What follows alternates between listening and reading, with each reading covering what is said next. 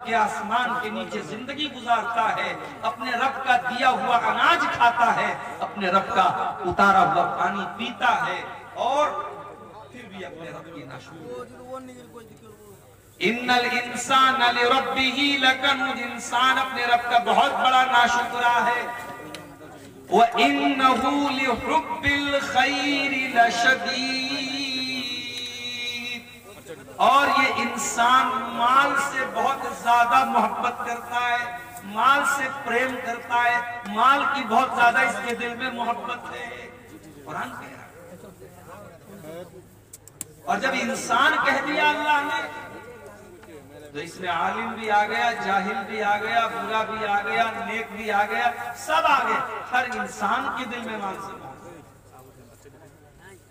और आगे बढ़िए, कुरान का तीसरा पारा उठाइए, सूरह आले इमरान की आयत नंबर 14 में अल्लाह फरमाता है, ज़ुय्यिना लिन्नासि हुब्बुश शहवाति मिनन निसाइ वल बनीना वल क़नातीरिल मुक़न्तरति मिनज़ ज़हबि वल फ़िद्दा वल ख़ैलिल मुसव्वमति वल अनआमि वल हर्थ। अल्लाह कह रहा है इंसान के दिल में 6 चीजों की मोहब्बत हमने डाल दी। 6 चीजों से इंसान हर हाल में मोहब्बत करता ही है। कौन सी 6 चीजें हैं? मिनन निसा, मर्दों के दिल में औरत की मोहब्बत डाल दी गई, औरत की जरूरत है। इंसान अगर है, मर्द है, वो मर्द के अंदर अगर मर्दानगी बाकी है तो उसे औरत की जरूरत है। अगर किसी को औरत की जरूरत नहीं तो फिर वो मर्द नहीं है। इसीलिए हमारी शरीयत में निकाह रखा है। हमारी शरीयत में ऐसा कोई सिस्टम नहीं है कि आप लड़की है तो शादी मत कीजिए, लड़का है तो शादी मत कीजिए, आप जिंदगी भर कुंवारे रहिए। नहीं, इस्लाम का सिस्टम नहीं। अभी आजकल चल रहा है हमारे उत्तर प्रदेश में, हमारे गैर मुस्लिम भाइयों का एक बहुत बड़ा उनका त्योहार कह लीजिए या उनका इज्तिमा कह लीजिए, पूरे मुल्क भर से वहां लोग आ रहे हैं, मीडिया वाले दिखा रहे हैं साहब उसमें कोई औरत आती है, वो जो है उसने दुनिया को त्याग दिया है, वो शादी नहीं करेगी। उसमें कोई बाबा जी आए, बाबा जी का हाथ ऐसे उठा हुआ है, मीडिया पर दिखा रहा था कि 12 साल से बाबा जी का हाथ ऐसे उठा हुआ है। मीडिया वाले बड़े खुशी से, बड़े फख्र से बयान करें बाबा जी का हाथ 12 साल से ऐसे उठा। जब हम इस तरीके के वीडियो देखते हैं, जब इस तरीके की खबरें देखते हैं, अल्लाह की कसम हमारा दिल तो शुक्र से पाक पाक हो जाता है। हमारे दिल में शुक्र का जज्बा पैदा होता है कि अल्लाह तेरा शुक्र है कि तूने हमें मुसलमान बनाया है, इस्लाम जैसी नेमत से तूने हमें नवाजा है।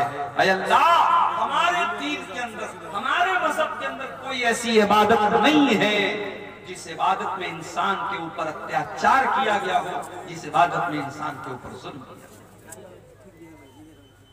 अल्लाह के नबी के एक सहाबी है, नाम नोट कर लो, उस्मान बिन मज़ऊन रज़ी अल्लाह ताला अन्हु।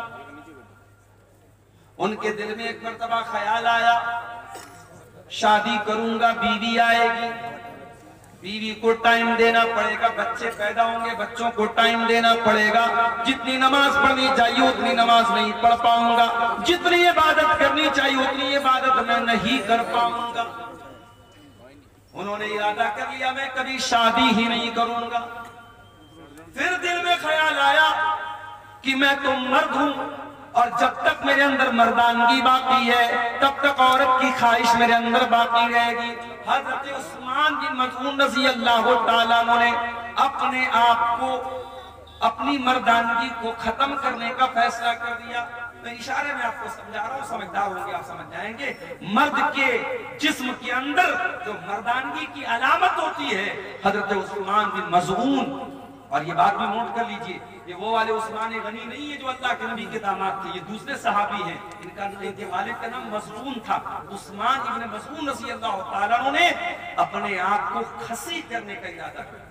जैसे बकरा होता है ना, बकरे को खसी कर दिया जाए तो फिर वो इस लायक नहीं होता कि फिर वो जो है वो किसी दूसरी बकरी के साथ वो जा सके और फिर विलादत हो सके।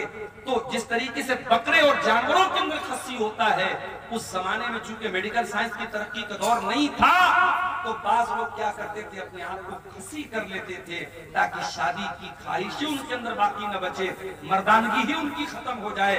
उस्मान इब्न मज़ून रज़ी अल्लाह तआला अन्हु ने अपने आप को खस्सी करने का इरादा।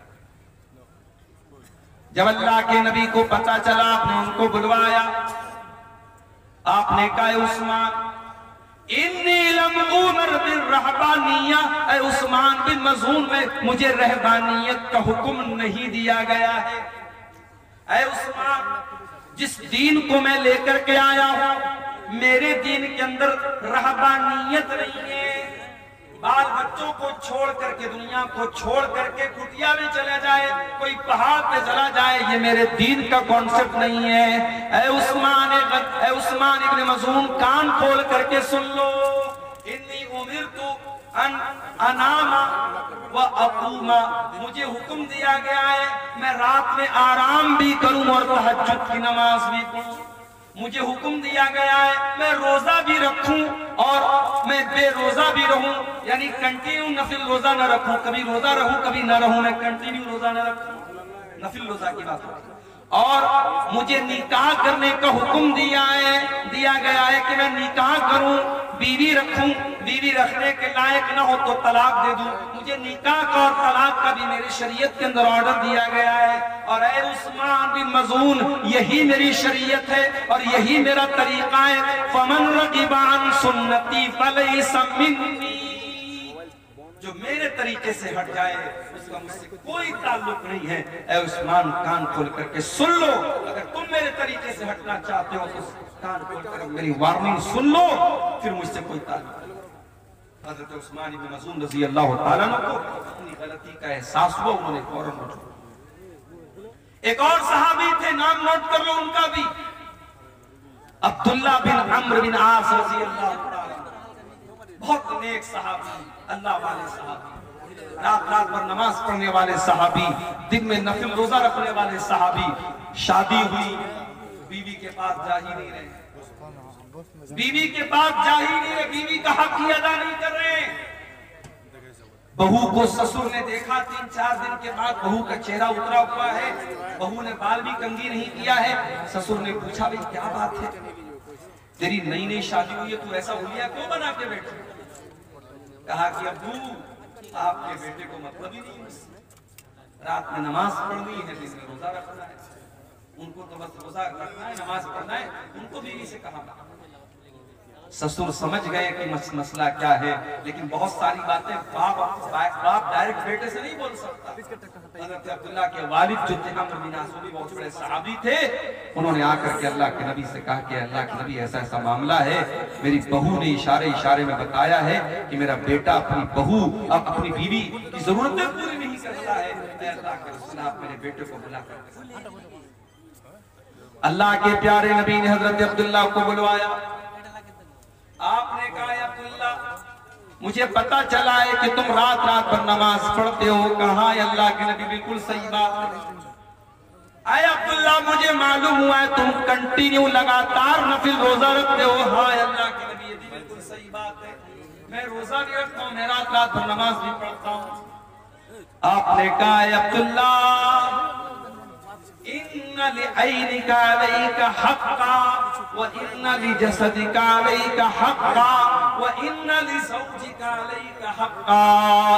ऐ अब्दुल्ला, तेरी आंखों का भी तेरे ऊपर हक है, तेरे शरीर का भी तेरे ऊपर हक है, तेरी बीवी का भी तेरे ऊपर हक है, तेरे मेहमान का भी तेरे ऊपर हक है, और तेरे रब का भी तेरे ऊपर हक है। अब्दुल्ला, सबका हक अदा करो, रात में नमाज भी पढ़ो और आराम भी करो, बीवी का हक भी अदा करो, दिन में कभी रोजा रखो कभी मत रखो, कंटिन्यू लगातार नफिल रोजा न रखो। अब्दुल्ला, ये मेरा तरीका है। इस्लाम इतना प्यारा दीन, इस्लाम में आपसे ये नहीं कहा गया कि आप औरत से दूर हो जाए। अल्लाह कह रहा है, ज़ुय्यिना लिन्नासि हुब्बुश शहवात, लोगों के दिल में औरत की मोहब्बत डाली गई है, औरत की जरूरत पड़ेगी तुम्हें, और इसीलिए इस्लाम ने तुमको निकाह कहा। और मैं एक बात महसूस करता हूं अपने समाज में, मैं तो बनारस में रहता हूं, आपके यहाँ का माहौल उतना मैं बहुत ज्यादा नहीं जानता। मैं अपने यहाँ में देखता हूं कि लड़कियों की शादी जो होती है 18 साल में, 19 साल में, 20 साल में आमतौर से हो जाती है लड़कियों की शादी, लेकिन लड़कों की शादी 25 साल के पहले लोग नहीं करते आमतौर से। जबकि लड़का शादी के काबिल 20 साल में हो चुका है, और 25 साल और 30 साल का होने के बाद आप उसकी शादी कर रहे हैं। मेरे प्यारे साथियों, इंसान को भूख आज लगी हो और खाना आप उसको 10 दिन के बाद खिलाएंगे तो बेचारा भूखा मर जाएगा। हम लोग आ रहे थे, हमारे ड्राइवर साहब भी साथ में आ रहे थे। मैं बनारस से दोपहर में कुछ खास मैंने खाया भी नहीं था, भूख लगी थी, और फिर ये भी मसला था, पहुंचना भी था आपके यहाँ, जल्दी भी थी। तो मैंने रास्ते में ऑनलाइन एक जगह होटल वाले को ऑर्डर दिया बेगूसराय में, वहां खाने की चीज पेट में घुस गई, तब जाकर के इंसान को सुकून मिलता है कि हमारी फितरत और आदत है। मेरे प्यारे साथ एक लड़का 20 साल की उम्र में जवान हो रहा है और बाप उसकी शादी 30 साल की 32 साल की उम्र में कर रहा है। और वजह क्या है? वजह भी कोई खास नहीं है, वजह भी कोई खास नहीं है। बिला वजह की पाबंदियां लगा करके, अच्छे रिश्तों को ठुकरा करके शादी में ताखीर की जा रही है। कान खोल करके सुन लो मेरे प्यारे साथियों, अपने समाज को अगर पाक करना है, ज़िनाकारी से दूर करना है, गंदगी से दूर करना है, अपने लड़के लड़कियों की सही टाइम पर शादी करो, सही टाइम पर। उनको जरूरत है निकाह। ये दौर सहाबा का दौर नहीं है, मैं बार बार कहता हूं, ये फितरों का दौर है। हर हाथ में मोबाइल है, हर मोबाइल पर 5G इंटरनेट चल रहा है, गंदगी का पूरा सैलाब आपकी नौजवान नस्ल के पास मौजूद है। आप किस दुनिया में जिंदगी गुजार रहे हैं? अपने लड़के और लड़कियों की शादी को आसान करें। और शादी की बात आई है तो कान खोल कर देखा। आपके इसी इलाके के कुछ लोगों ने मुझे बताया, मौलाना जरा इस पर भी आप बोलिएगा, हमारे यहाँ शादियों में डीजे बजता है, मुसलमान की शादी में डीजे बज रहा है, नाच गाना हो रहा है। ये शर्म की बात है, और ये उस पब्लिक और उस आवाम के लिए भी शर्म की बात है। और जिस निकाह में डीजे बज रहा है, उस निकाह में निकाह पढ़ाने वाले मौलवी के लिए भी शर्म। हमारे बनारस में भी एक दौर था जब शादियों में बैंड बाजा बजता था, लेकिन उलमा ने मिल करके आपस में तय किया कि जहां शादी में बैंड बाजा बजेगा हम निकाह नहीं पढ़ाएंगे, हम शामिल नहीं होंगे। सारे उलमा जब मुत्तहिद हो गए, कौम की इतनी हिम्मत नहीं थी सारे उलमा से पंगा ले सके। आखिर हालात बदले और आज बनारस में आप चले जाइए, ठीक है, और बुराइयां आपको मिलेंगी, मगर शादी के पर कहीं भी आपको मुसलमान की शादी में कहीं बैंड बाजा और डीजे वगैरह मुसलमान की शादी में बैंड बाजा बज रहा है, डीजे बज रहा है। मुसलमान की शादी में हल्दी की रस्म हो रही है, मुसलमान की शादी में तिलक की रस्म हो रही है, मुसलमान की शादी में मंगनी की रस्म पे दावतें हो रही हैं। अल्लाह के वास्ते मेरे प्यारे साथियों, उम्मत बहुत परेशान है, उम्मत बहुत परेशान है। उम्मत के कितने बच्चे भूख से मर रहे हैं, उम्मत की कितनी बेटियां गुर्बत की वजह से उनकी शादियां नहीं हो रही हैं, उम्मत के कितने टैलेंटेड बच्चे पैसा न होने की वजह से अपनी तालीम छोड़ रहे हैं। अगर आपके पास पैसा बहुत ज्यादा है, पैसा खर्च करने के बहुत रास्ते हैं, निकाह को आसान करो मेरे प्यारे साथियों। मैं हैदराबाद में तकरीर करने गया था, वहां पर भी मैंने कहा हैदराबाद में शादी होती है, एक एक शादी में 20-20 तरीके का खाना बनता है। मैंने वहां पर भी कहा एक तरीके का खाना बनाओ मेरे भाई, 19 तरह का 20 तरीके का खाना न बनाओ, एक तरीके का खाना बनाओ, 100 लोगों को खिला दो, जरूरी नहीं 1000 लोगों को खिलाया जाए। शादी को आसान करो, सिंपल करो।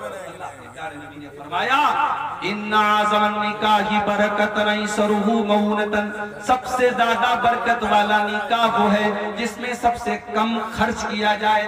आपने ये भी फरमाया इज़ा खतब इलैकुम मिम्मन तरदौन दीनहु व खुल्क़हु, जब तुम्हारी लड़की के लिए ऐसा रिश्ता आ जाए, लड़का दीनदार है, लड़का बाखलाक है, फज़व्विजू, तो तुम अपनी लड़की की शादी उससे कर दो। हमारे यहाँ तो नहीं साहब, हम शेरशाबादी तो शेरशाबादी, हम अंसारी हैं तो अंसारी नहीं करेंगे, हम शेख है तो शेख नहीं करेंगे। ये बिरादरीवाद कहां से आया मेरे पास? जब हम ये अकीदा रखते हैं सब आदम की औलाद है, सब हव्वा की औलाद है और एक ही फैमिली और एक ही परिवार से निकले हैं, तो फिर कौन ऊंचा कौन नीचा और कौन फला बिरादरी कौन? ये बिरादरीवाद की बुनियाद पर अपने आप को आपने ऊंचा समझ लिया। आज कितनी जगहों पर बिरादरी की वजह से रिश्ते नहीं हो रहे हैं और बिरादरी की वजह से जवान लड़कियों की जिंदगी बर्बाद। मेरे पास लखनऊ की एक लड़की का मैसेज आया फेसबुक के ऊपर, उसने कहा मौलाना मेरे लिए दुआ कीजिए। मैंने कहा उसने कहा मैं कुरैशी बिरादरी से ताल्लुक रखती हूँ। कुरैशी बिरादरी आप जानते होंगे जो गोश्त का काम करते हैं, जिनको हमारे यहाँ कसाई बोलते हैं, वो आमतौर से वो अपना सरनेम कुरैशी रखते हैं, कुरैशी बिरादरी को। उसने कहा मौलाना मैं कुरैशी बिरादरी से ताल्लुक रखती हूँ, मैं अहले हदीस हो चुकी हूँ, मेरा भाई भी अहले हदीस हो चुका है, हम कुरान और हदीस को फॉलो करते हैं, हमारा बाप भी दती है, माँ भी दती है, खानदान भी दती है, कब्रों पर सजदा करने वाले लोग हैं।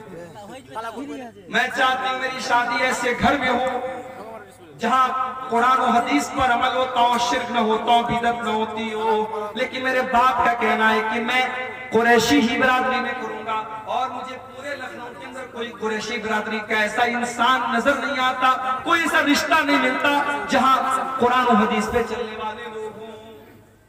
वो लड़की बेचारी अपना दर्द पेश कर रही थी और मेरे पास उसको सिवाय तसल्ली देने के मेरे पास कोई अल्फाज नहीं। ये हालात हमारी कौम के हैं, कितनी बिरादरियां हैं जिसमें हमारे अहले हदीस भाई और बहन कम हैं और उनके लिए रिश्ते की बात आती है तो खानदान और बिरादरी का दबाव होता है कि आपको बिरादरी के अंदर।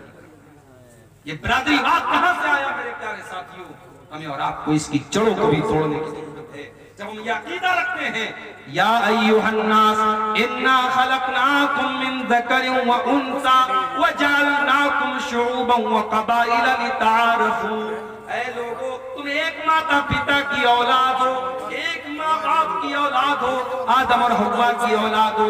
वजअलनाकुम शुऊबन व क़बाइल, तुम्हारी बिरादरियां अलग अलग हैं, तुम्हारे कबीले अलग अलग हैं। ये इसलिए नहीं है ताकि तुम एक दूसरे के ऊपर फख्र करो। लिताअरफू, ये तो जान पहचान के लिए ये सरनेम बनाए गए, ये बिरादरियां बनाई गई, ये बस जान पहचान के लिए बनाई गई। इनकी बुनियाद पर कोई किसी के ऊपर फख्र नहीं कर सकता है। शादी ब्याह में आज बिरादरीवाद ने भी मेरे प्यारे साथियों बहुत नुकसान किया है। निकाह को आसान करो और अपने निकाह से डीजे की रस्म को निकाल के बाहर अपने गांव में बैठ के तय कर लो। जो गांव के मुखिया हैं, जो गांव के सरदार हैं, जो गांव के जिम्मेदार हो, आपस में बैठ के तय कर लें जिसकी शादी में डीजे बजेगा हम सब नहीं जाएंगे उसकी शादी। उलमा तय कर लें हम निकाह पढ़ाने नहीं जाएंगे इंशाअल्लाह। देखो एक साल ऐसा करके देखो इंशाअल्लाह ये बुराई आपके इलाके से खत्म हो जाएगी। अपने बच्चों की सही टाइम पे शादी करो। अल्लाह के नबी नौजवानों को खिताब करके फरमाते हैं या माशर शबाब मन इस्तता मिनकुमुल बात फल्यतज़व्वज, ऐ नौजवानों जब तुम शादी के काबिल हो जाओ तो तुम निकाह कर लो। फइन्नहु अग़ज़्ज़ु लिलबसर, निकाह करने से तुम्हारी आंखें झुक जाएंगी, व अहसनु लिलफर्ज, और तुम्हारी शर्मगाह की हिफाजत हो जाएगी। इंसान अपनी आंखों को अगर बचाना चाहता है बदनजरी से और अपनी शर्मगाह को बचाना चाहता है जिना से, अल्लाह के नबी तरीका क्या बता रहे हैं? रोजा रख करके जिना से नहीं बच जाएगा। नबी ने फरमाया तकरीरें सुन करके जिना से नहीं बच जाएगा। नबी ने क्या फरमाया? निकाह कर लो, अगर निकाह की ताकत है निकाह कर लो। निकाह करने से वो इंसान जिनाकारी से बच जाएगा। तो इस्लाम वो दीन है मेरे प्यारे साथ जो हमें निकाह करने पर उभारता है। क्यों? क्योंकि औरत की हमें जरूरत है। औरत की मोहब्बत अल्लाह ताला ने नेचुरल हमारे जिम्मेदार। वल बनीन, औलाद की मोहब्बत, बेटे की मोहब्बत भी तुम्हारे दिलों में डाली गई है। जिसके घर में औलाद नहीं है उससे जाकर के पूछो, वो लाख ऊपर से कह दे कि मुझे कोई कमी नहीं है, मगर दूसरे के घर में वो बच्चों को खेलता हुआ देखता है, उसका भी दिल में चलता है कि मेरे घर में भी औलाद होती। औलाद की मोहब्बत और औलाद में बेटे की मोहब्बत अल्लाह ताला ने दिल में डाली है। किसी को सिर्फ बेटियां ही बेटियां, उससे पूछो भाई उनको बेटा चाहिए कि नहीं चाहिए? अगर कोई आज का जमाना तो ऐसा है कि ऑपरेशन हो जाता है, एक ऑपरेशन हुआ, 2 ऑपरेशन हुआ, उसके बाद तो डॉक्टर लोग बोलते भाई अब तो ऑपरेशन नहीं हो सकता, 2-3 ऑपरेशन के बाद तो मामला खत्म हो जाता है। अब जिसको सिर्फ बेटियां हैं उससे पूछो भाई तुम्हें बेटा चाहिए, तो वो ऊपर से तो कहेगा नहीं यार लड़कियां आज के दौर में काफी है, ये है वो है, मगर दिल में कहीं ना कहीं बेटे की कमी का एहसास।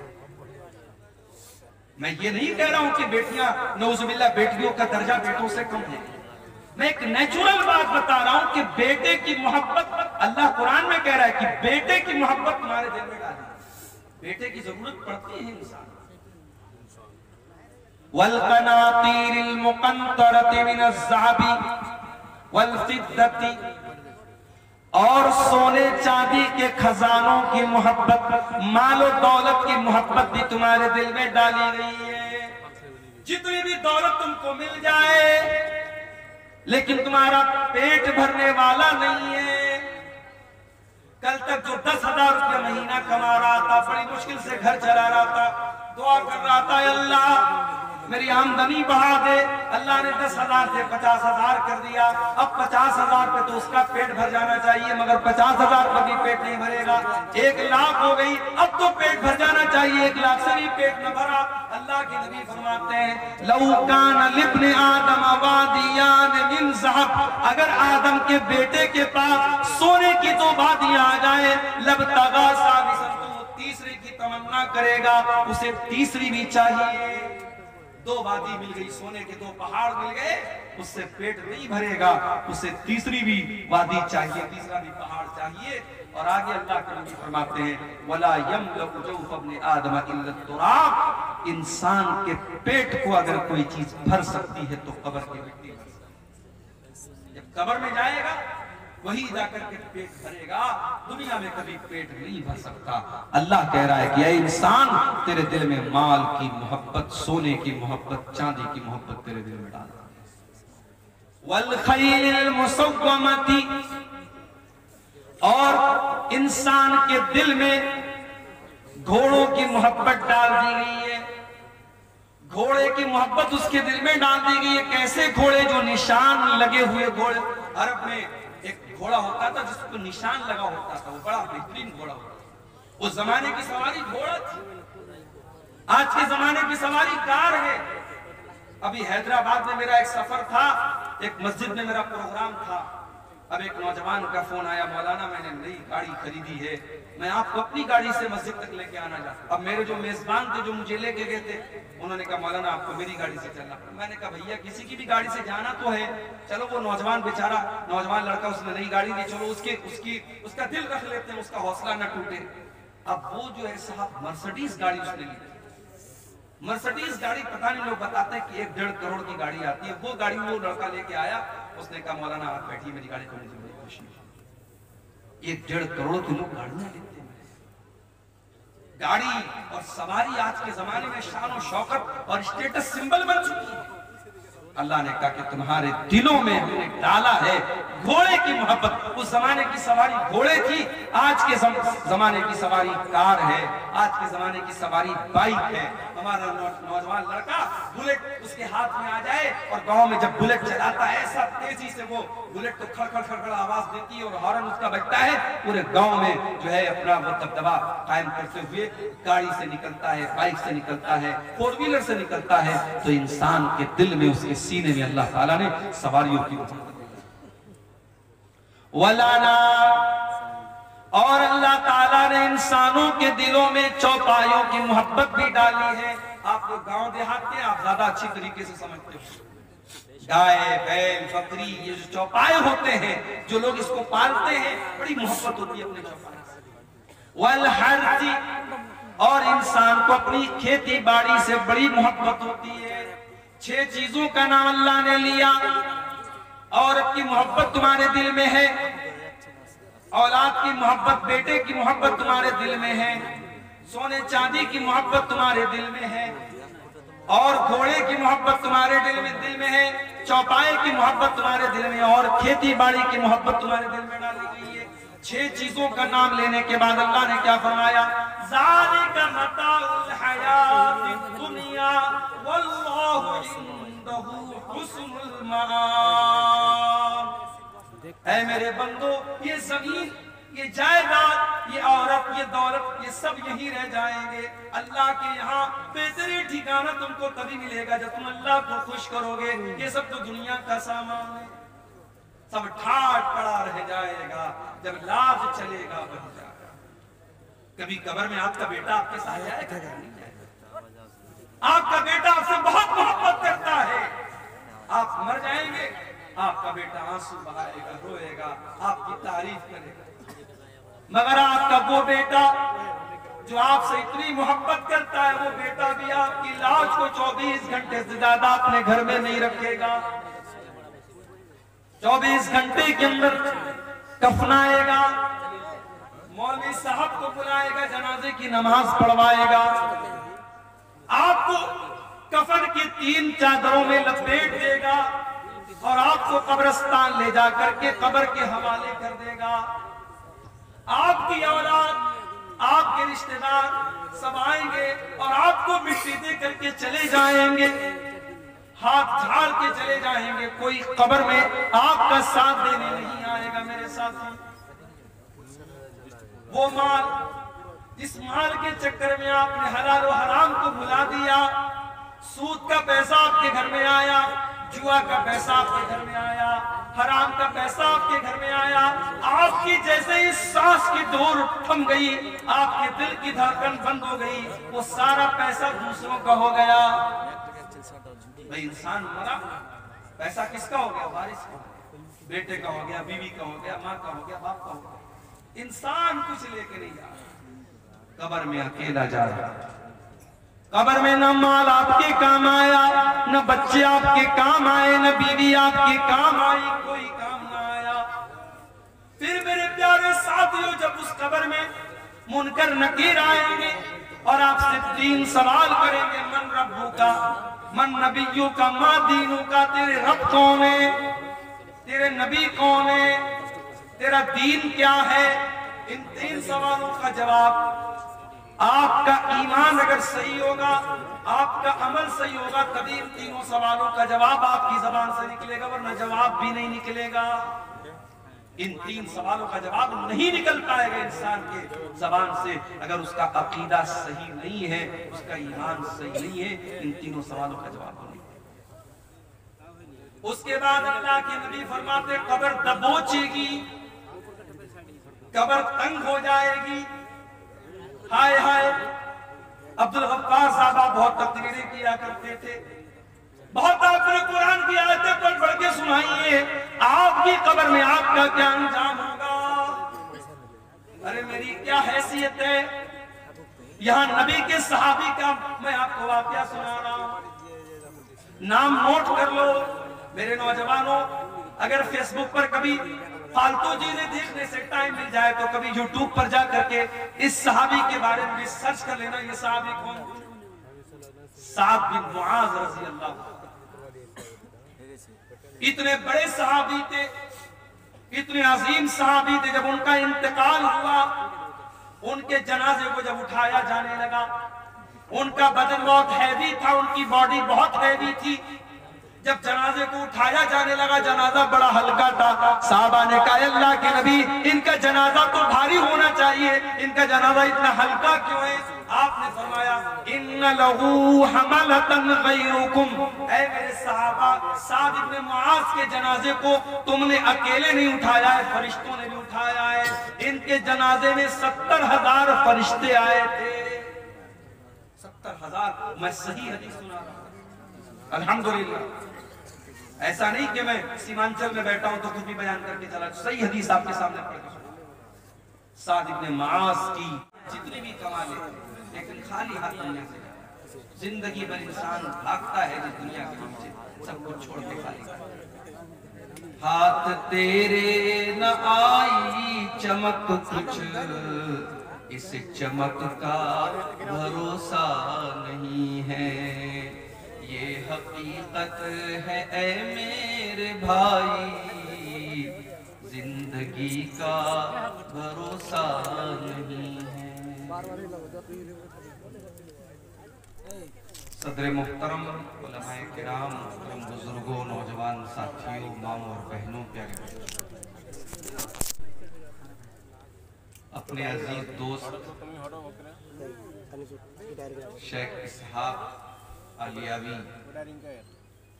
हफिज़हुल्लाह की दावत पर आज के इस प्रोग्राम में जो मदरसा मिफ्ताहुल उलूम सादलपुर कला का सालाना प्रोग्राम है और गालिबन 5 बच्चों की दस्तारबंदी भी आज हुई है। इस मौके पर मुझे आज हाजिर होने की सआदत मिली। मैं मौलाना इसहाक साहब के साथ साथ इस मदरसे की कमेटी के तमाम जिम्मेदारों और अरकान का भी शुक्रिया अदा करता हूँ। बहुत इसरार करके प्रोग्राम लिया गया था। अंदाजा था कि जनवरी के आखिर में भी सर्दी का असर रहेगा और अच्छी खासी सर्दी आपके यहाँ भी बाकी। पटना से कटिहार आते हुए कई मरतबा रास्ते में काफी घना कोहरा शबनम हमें मिली, लेकिन अल्लाह ताला की मदद भी साथ में रही। तकरीबन 5-5.25 घंटे में हम लोग कटिहार पहुंच गए, आपके इस इलाके में पहुंच गए और आने के बाद बहुत जल्द मुझे आपके सामने स्टेज पर लाया गया। इससे पहले आप इस इलाके के मारूफ बंगला मुकर्रिर हजरत अली साहब की बंगला जबान में तकरीर सुन रहे थे। आखिर में उन्होंने मदरसे के लिए कुछ चंदा भी किया है। मुझे ऐसा महसूस हो रहा है जलसा कराने वालों की जो उम्मीदें होती हैं, उनका जो खर्च होता है वो आप ही के लिए होता है और इस उम्मीद में वो जलसा करते हैं कि ज्यादा से ज्यादा सामीन आएंगे और उनके मदरसे का ताउन करेंगे। मगर सर्दी की वजह से बहुत सारे जो दूर दराज से जो लोग आने वाले होते हैं वो नहीं आए हैं, ज्यादातर करीब के लोग हैं, आसपास के लोग हैं। तो जो एक उम्मीद होती है जलसे वालों की अपने मदरसे के ताउन के लिए, वो जलसा करते हैं। शायद वो टारगेट उनका पूरा नहीं हो रहा है। मेरी आप सबसे अपील भी है कि आप अभी तक अगर पीछे रहे हैं तो आप आगे बढ़ करके इसमें हिस्सा लीजिए और जो भी हो सके, जिसकी जो ताकत और हैसियत है, इस इदारे का ताउन करे। मैं बहुत खुशी महसूस कर रहा हूँ कि इदारा 1987 से ये इदारा चल रहा है और अब माशाअल्लाह इदारा तरक्की पर है। हम दुआ करते हैं अल्लाह ताला इस इदारे को मजीद तरक्की अता फरमाए, आमीन। मेरे भाइयों, हम और आप इंसान हैं और इंसान को अल्लाह ताला ने नेचुरली फितरी तौर पर कुछ चीजों की मोहब्बत उसके दिल में डाली। इंसान फरिश्ता नहीं हो सकता। कुछ चीजें ऐसी हैं जिससे मोहब्बत इंसान करता ही करता है। इंसान, कोई भी इंसान ये नहीं कह सकता कि मुझे उस चीज से मोहब्बत नहीं है। उन्हीं चीजों में से एक माल भी है।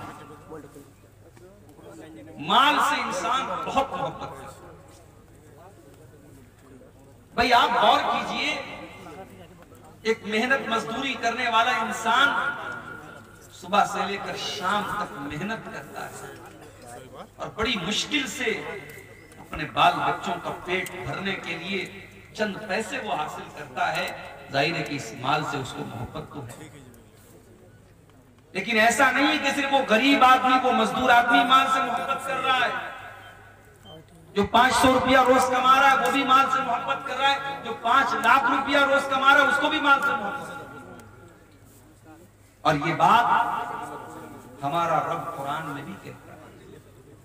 भाई अल्लाह तबारक व तआला तो हमारा क्रिएटर है, हमें पैदा करने वाला, हमारी सृष्टि करने वाला हमारा विधाता है, हमारा निर्माता है, हमें पैदा करने वाला है अल्लाह ताला। उससे ज्यादा हमें कौन जाने। अल्लाह कुरान में कहता है वतुहिब्बूनल माल हुब्बन जम्मा, मेरे बंदो तुम माल से बहुत ज्यादा मोहब्बत करते हो। कुरान के 30वें पारे में एक सूरत है, सूरतुल आदियात, हमें से बहुत सारे लोगों को याद भी होगी। उस सूरत करीमा में अल्लाह ताला घोड़े की कसम खाता है, वल आदियाति दबहा वल मूरियाति कदहा वल मुगीराति सुबहा फअतरन बिही नक़ा फवसतन बिही जमा। अल्लाह ताला घोड़े की कसम खाता है और घोड़े की 5 विशेषताएं बताता है, 5 खूबियां बताता है। वलादियाति ज़बहा, कसम है उन घोड़ों की जो दौड़ते दौड़ते हाँफने लगते हैं। वलादियाति ज़बहा फलमुगीराति सुबहा, वलादियाति ज़बहा, कसम है उन घोड़ों की जो दौड़ते दौड़ते हाँफने लगते हैं। फलमुरियाति कदहा, और जब वो दौड़ते हैं तो उनके टापों से चिंगारियां निकलने लगती हैं। फलमुगीराति सुबहा, फिर वो सुबह सुबह दुश्मन की फौज के ऊपर हमला करते हैं। फअतरन बिही नक़ा, और जब वो दुश्मन के ऊपर हमला करते हैं तो उनके दौड़ने की वजह से धूल उड़ती है, गर्दो गुबार उड़ता है। फवसतन बिही जमा, और वो दुश्मन की सब में बीचों बीच जाकर के हमला करता। अल्लाह ताला घोड़े की कसम खा रहा। और आप जानते कि घोड़ा जो है बड़ा वफादार जानवर है। घोड़े के बारे में मशहूर है कि घोड़ा मर जाएगा मगर अपने मालिक को अपनी पीठ से उतारेगा नहीं, बेवफाई नहीं करता है। मर जाएगा, जान दे देगा, अपने मालिक को अपनी पीठ से गिराएगा। अल्लाह तबारक व तआला घोड़े की कसम खा करके कहता है, इन्नल इंसाना लिरब्बिही लकनूत। क्या भाई माइक वाले क्या चाह रहे भाई? इन्नल इंसाना लिरब्बिही लकनूत, बेशक इंसान अपने रब का बहुत बड़ा नाशुक्रा है। घोड़ा अपने मालिक का थोड़ा सा चारा खाता है तो वफादारी करता है, कभी गद्दारी नहीं करता है। इंसान 24 घंटा अपने रब की दी हुई ऑक्सीजन में सांस लेता है, अपने रब की धरती पर सोता है, अपने रब